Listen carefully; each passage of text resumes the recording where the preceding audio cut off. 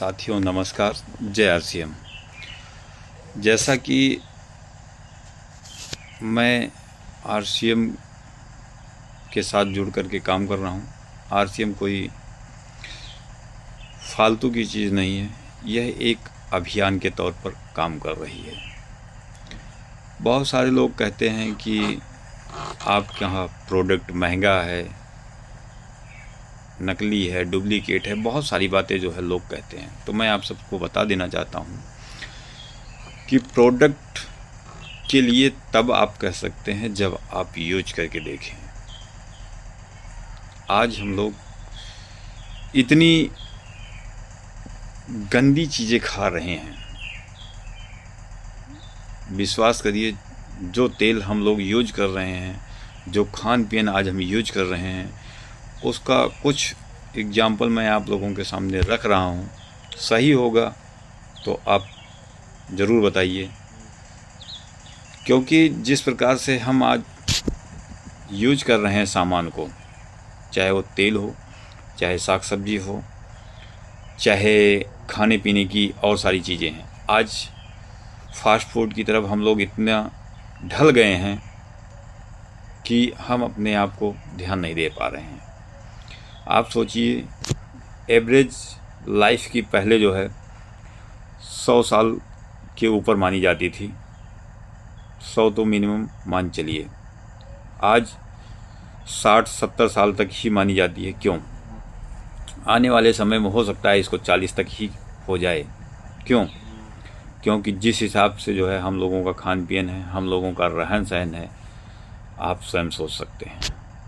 किसी के घर में अगर बुजुर्ग हैं, माता पिता हैं, दादा दादी हैं, नाना नानी हैं, तो आप उनसे उनकी लाइफ के बारे में पूछिए कि आज से 25-30 साल पहले की जो लाइफ थी या उनके समय की जो लाइफ थी, उस लाइफ के बारे में और आज अपनी लाइफ के बारे में, दोनों के बारे में आप कंपेयर कीजिए कि दोनों में क्या अंतर है।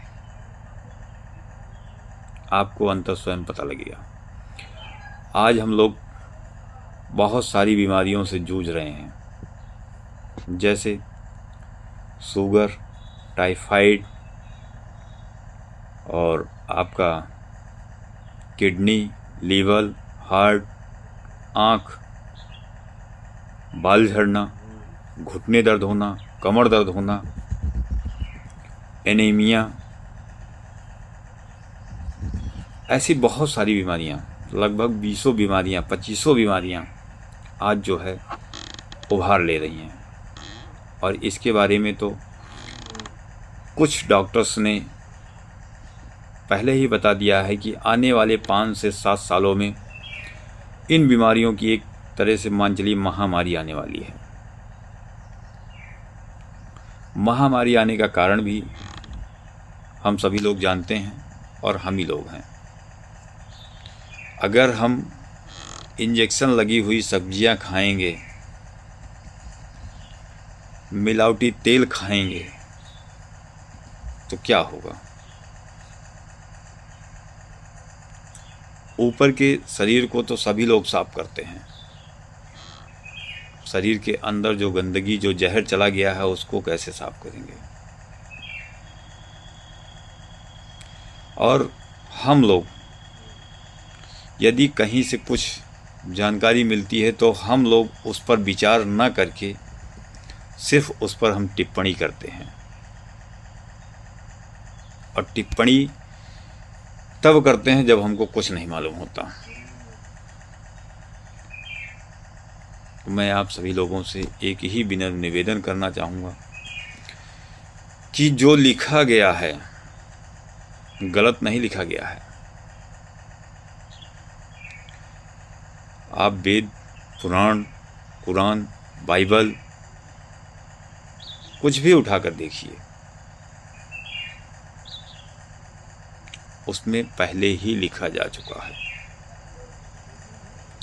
आज जो हो रहा है इसके बारे में भी पहले ही लिखा जा चुका है, लेकिन फिर भी हम लोग ज्ञान न प्राप्त करके सिर्फ झूठ में, भ्रम में जी रहे हैं।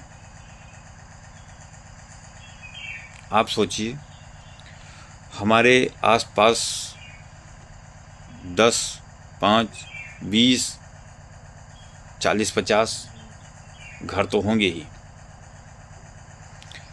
इनमें से आप आंकड़ा लगाइए कि ऐसा कितना घर है जिस घर में दवा का उपयोग नहीं होता है, और ऐसे कितने घर हैं जिस घर में किसी एक सदस्य की दवा नहीं चलती है। नोट करिए, डायरी बनाइए, क्योंकि जब तक हम लिखेंगे नहीं तब तक हमें आंकड़ा नहीं पता लगेगा।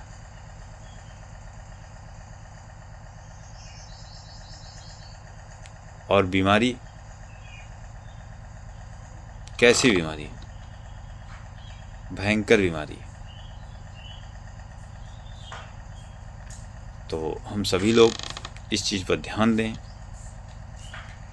मैं किसी को कोई ज्ञान नहीं दे रहा हूँ, जो मैंने पढ़ा है मैं उसी पर चर्चा कर रहा हूँ।